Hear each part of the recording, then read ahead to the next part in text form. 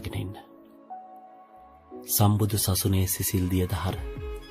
සියලු දුක් දුම්නස් මදකට අමතක කරලා අපි යහමු ඒ මහා පුණ්‍යවන්ත සාරිපුත්‍රයන් වහන්සේ ගැන. අසංඛ්‍ය කල්පලක්ෂයකට පෙර අනෝමදස්සි බුදු පියාණන් වහන්සේ මේ ලෝකෙට පහළ වුණා. මේ කාලයේ සාරද කියන යෝන් තරුණයෙක් ජීවිතේ නිසරුභාවය ගැන කලකිරී ගිහිගේ හැර හිමාල වනයේට ගිහිල්ලා පැවිදි වෙස් ගත්තා.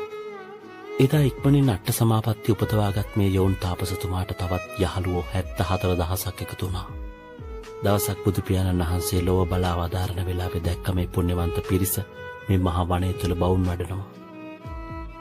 උන්වහන්සේ කල්පනා කළා ඒ අතරට වඩින්න ඕනේ කියලා.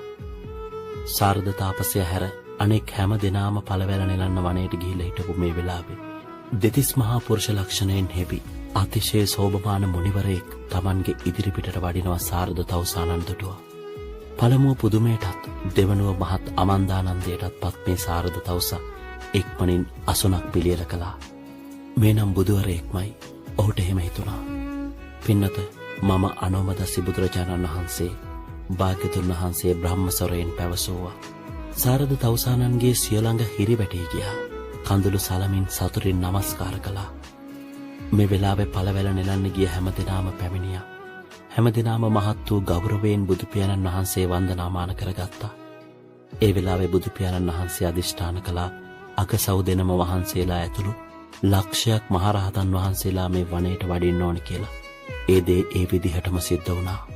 මේ වෙලාවේ තපස්වරුන් ඒ අයගේ පුණ්‍ය 이르දි බලයෙන් මුළු වනයේම තියෙන මල් එකතු කරලා ඊතා අලංකාර මල් ආසන සකස් කළා.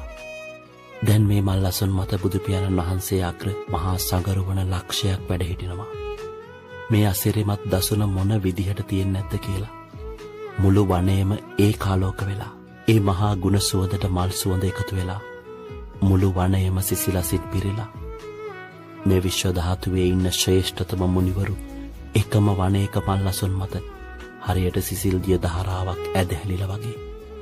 භාග්‍යතුන් වහන්සේ මේ පින්බර මොහොත තවත් උත්තරීතර කළා.